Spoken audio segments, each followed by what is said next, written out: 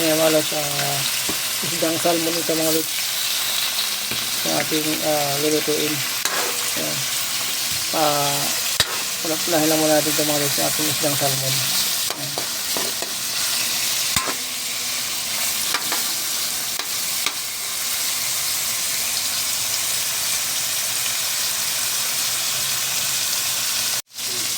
Ayan mga lods, balik-balik lang natin.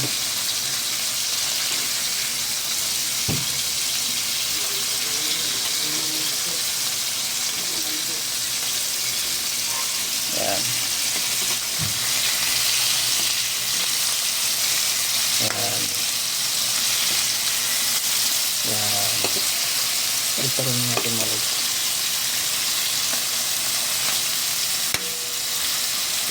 Para kumapit yung matika.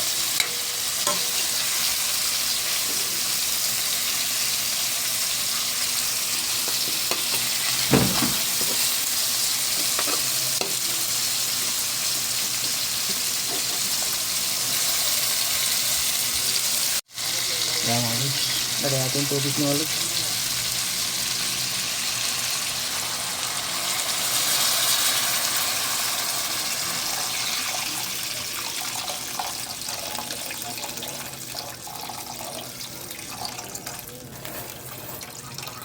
Yan. So, takpan lang muna natin mga lods, ano? Kaya mga lods, kulo na yung ating isda mga lods. Lagyan natin paminta mga lods. Ayan, paminta natin. Ito yung ating recipe ngayon mga lods, kung araw na ito. Ayan. Tapos siyempre lagyan natin yung ating, ayan, yung miso natin mga lods, no? Ayan, sinigang sa miso. Ayan mga lods. Okay. Tapos siyempre mga lods, ilagyan natin yung ating kamatis. Ayan, kanya-kanya ano lang yan mga lods. Ito yung version ko mga lods, paano paggawa ng miso. So, ayan mga lods, diba? Okay. Ayan, sa akin naman yan, aking ano yung mga lods, version ko yan. Paano gumawa ng miso. Ayan. So, kanya-kanya tayo mga lods, diba? Ayan. Pero siyempre, miso pa rin naman yan mga lods, ang kalalabasan yan. Ayan. Ayan. Okay. I-mix-mix lang natin. Huwag natin masyadong mga lods, baka madurog yung isda. Ayan, ang ating isda.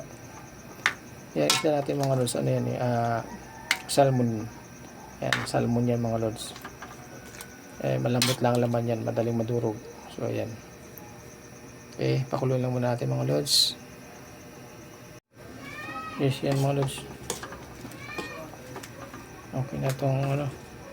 Ay, lagyan natin mga lods yung ating talong. May talong tayo ito mga lods. Ayan. Sinigang yan mga lods, sinigang sa miso ang ating gagawin ngayon. Ayan, talong natin. At yung ating siling haba mga lods. Ayan yung ating siling haba. Lagyan na natin mga lods. Ngayon, sunod natin mga lods, timplahan na rin natin ang ating magic sarap. Ayan, ang ating magic sarap mga lods. Ayan. Okay. Tapos, siyempre, tikman na natin ito mga lods. Ang ating recipe ngayon. Kung ano na ano ito. Bago natin pagpatuloy mga lods, yung ating ginagawa, siyempre, tikman muna natin siya. Ayan.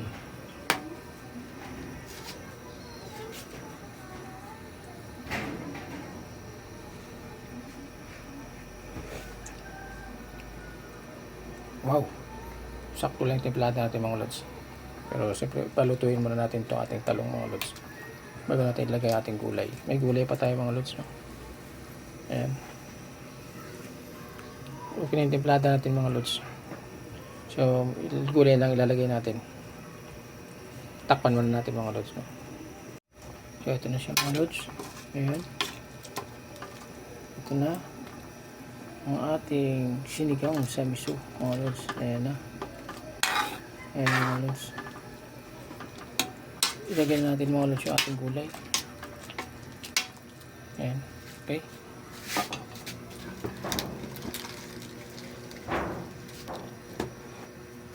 Ilagay natin mga lods yung ating kangkong. Ayan. Kangkong natin mga lods.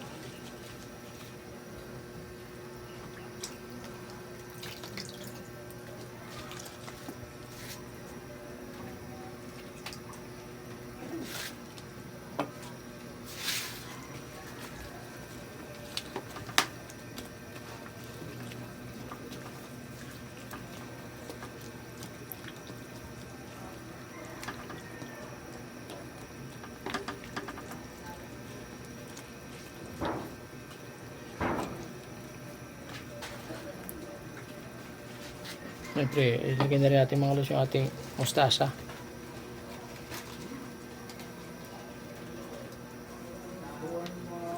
Ang ating mustasa mga lods.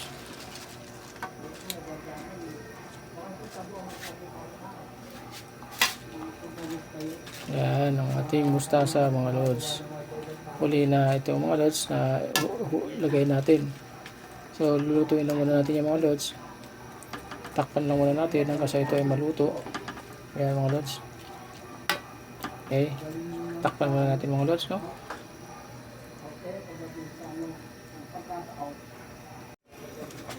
Ayan mga lods. Ito na yung ating sinigang sa miso. Ayan. Ang ating gulay. Ang ating isda. Ayan mga lods. Ayan. Ayan. Natin haluin mga lods, baka madurog yung isda natin. Malambot lang kasi ito mga lods eh. So tikman ulit natin mga lods yung ating recipe. Wow, napakasarap mga lods. Yummy yummy ang luto natin mga lods. Yan ang ating sinigang sa miso. Simpleng ulam pero yummy, napaka-yummy mga lods. Ayan. Ito na mga lods, ang ating ulam na sinigang sa miso. Ayan, luto na siya mga lods. Pati ang ating gulay, luto na rin. So, ayan.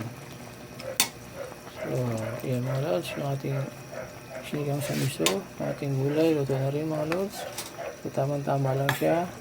Okay, mahirap naman masyadong latang-lata ang ating mga gulay mga lods, no? Tama lang ito. Ayan. Tama lang yung gulay natin mga lods. Magluluto na yan. Ayan, okay na yan. Kasi pagka masyadong lata mga lods, hindi na rin maganda. Na ano, para tayo walang ipid mga lods, diba? So, ito okay na yan mga lods. So, ayan, ang ating isda mga lods. So, ayan. Thank you very much mga lods. Thank you for watching. God bless po sa ating lahat. Bye-bye.